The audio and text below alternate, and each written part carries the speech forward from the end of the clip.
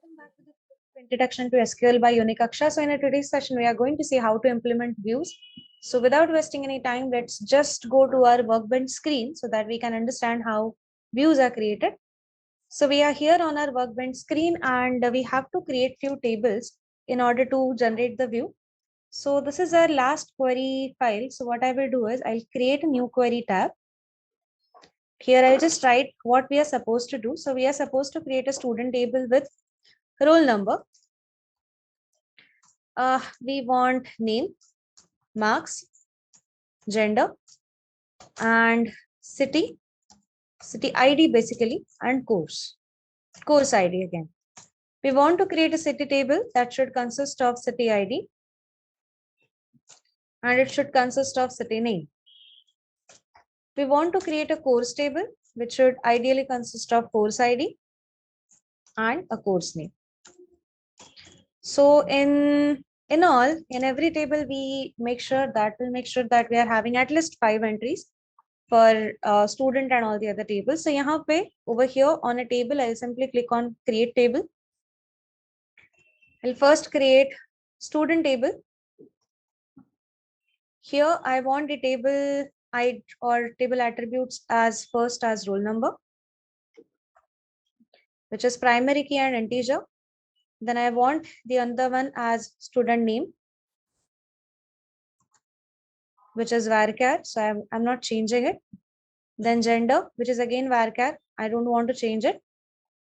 City, I will make it as integer because I want to use it as integer here as I'm using it as a key. And course, again I want to use it as a integer. So let me just apply all these changes. Let's apply this, click on finish. So yes, our table is created. Now let me just refresh this so that we'll find out that student table is created. This one, we have created the student table. We'll create one more table. I'll previously close this, otherwise it will simply add a confusion. I'll create one more table to which I'll call it as a city underscore table, wherein I'll create over here as city underscore ID. Here, I would like to keep it as integer primary key and one city underscore name that I want to keep it as a varchar only. But before that, let me just check once. In student table and columns, we have given, okay, city only, no issues. So yes, we have created this city ID and city name. I'm applying these changes. I'm creating this table. The table is created. I'm clicking on finish. I'm closing this. I will refresh this and I'll create one more table. So here I'll create one more table. I'll call that table as course table. This will consist of a course ID, which is definitely integer type and primary key. And here I'll have a course name, which is obviously a varchar. So apply this. I think I have one more file with the same name. I'll just need to change the name. So I just change its constraint to not null and primary key. That's it. I'm clicking on apply. So this is created now. So we have created both the all the three tables. If you simply want to check, can run this, select star from student table. Currently the table is empty. You can select this, select star from the next one that we have created as city. And the next one is select star from course table. So these are basically the three tables created by us. Here I would like to make it as table. So these are the three tables created by us. Now we are supposed to add up the values into this. So we can add the values using insert into statement, or we can directly add it using this wizard. So we'll check both the things, that how to add using wizard, at the same time how to add using the insert command. So as you can see, when you run select star from student table, it gives you values where you can add the numbers. So I'm giving roll number as 101. I'm writing some name as A, gender as female, city I'm giving as number, course again as 1. Here 102 is the next ID with name B. Gender I would like to assign as male, again city 1 with course 1. 103 name as C, female, city 1, course as 1. I would like to create next object as 104, name suppose say D, gender is again female, city 2, course 1. Then next one I would like to create as 105, gender as male, city 2, course 1. Then next I would like to create as 106, gender female, city 3, course 2. Next I would like to create 107, gender male, sorry, name first we are writing, gender male, city I would like to give as again 3, course I would like to assign as 3. We'll just create one or two more examples. H, female, city 3, course 2, 109,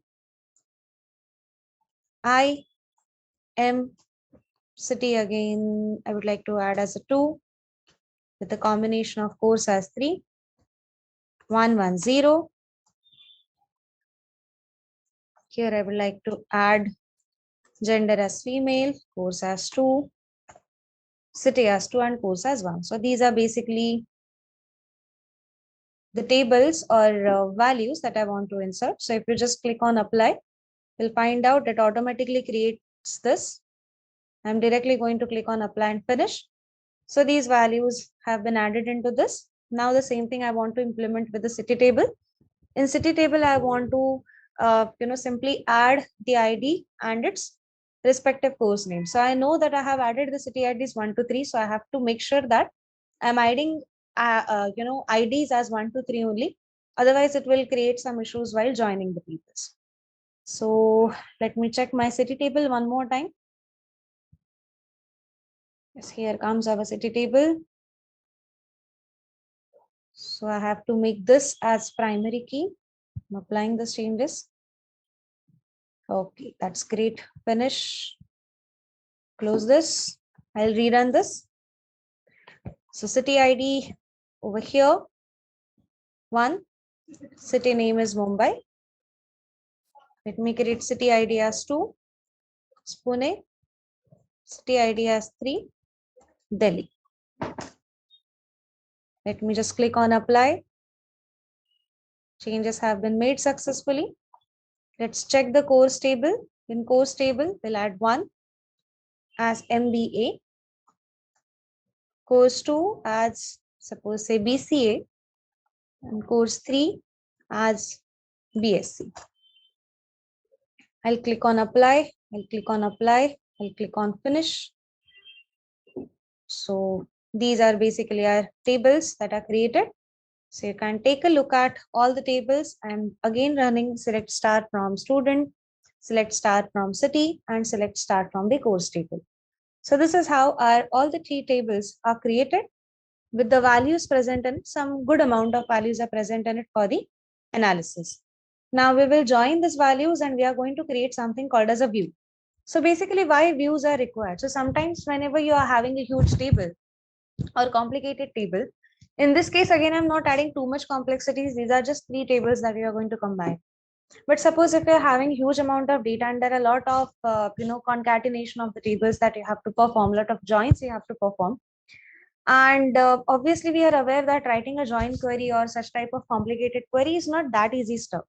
So what we can do is we can create a kind of view of whatever query that you are writing, so that next time, whenever you want to check the same output again, for example, if I'm joining these three tables and the output that I get, if I'm storing that output as a view, then in future, whenever I want to check the output of this join tables, instead of running the join queries, I can simply refer to that view table. So view is basically, you can call it as a, it stores the part of your table just as a view. You cannot obviously change the values and everything inside view, because it's not at the end of the day a table, it's a virtual table. So whatever query you are writing, whatever result you get, you want to store it as a view, so that next time whenever you want to refer to the same query, instead of writing and running that query, you can directly go to the view and you can check, okay, these were the data points that I get if I perform this operation on the given data set. So that's basically why we create the view. And now let's just create the view by having a merge or by having a join of these three tables, and whatever is the output of that merge, we'll try to create that output as a view. So for that reason, let us just start writing the queries. We are creating a view called as final table on this data, such that in this view, we want roll number, name, gender, which is coming from the student table, course name, city name. So if you just check, these first three attributes are for the student table, course name is for the course table, and city name is obviously for the city table. We are getting this data from the student table. We are inner joining that data on the course table. We are inner joining that data with the city table. And here we need to mention that how we are inner joining it. So the student table's city column that defines the city ID, we are joining that with the city table city ID, and student table's course column, which defines the course ID, we are joining that with the course table's course ID. So if we run this, it will create a kind of view that is called as the final table. So that will be the view that you will be able to see over here as well. And here, if you simply type, select start from the final table. So this is basically how the output looks like. So it consists of your all values of roll numbers, name, gender, and an MBA and a city name. So this is basically, how you can create a view out of your table. So in future, whenever you need to run or whenever you need to check the output of this huge query, instead of simply running that query again and again, you can simply go to this view and you can check what the view generates the output. If you want to drop the view, then again the things are very simple. You can simply write drop view and give the view name, so the view will be dropped. In this case, I'm not going to drop the view because I want this view to be there in my data set. So this is basically how you can create the view. And I just hope the use of view is also clear. So view is basically used whenever you want to write a complicated query and you want to save that query, so that next time, whenever you simply want to view the information, you don't want to create any alterations or you don't want to update any information as such, but whenever you simply want to view the information, and instead of running the query, you can refer to that view. So I just hope this is helpful for you. So we have seen from the start some of the very basic queries. Then we went to the intermediate level queries, and then we executed some of the high level queries such as subqueries, joins, as well as the views. So I just hope this entire course or this entire journey of understanding the basics of the SQL is very clear to you. If you have any doubts or any questions, you may ask those questions in the comment box. We'll come up with some exciting topics, some exciting subject, or some exciting course content like this in near future very quickly. Thank you.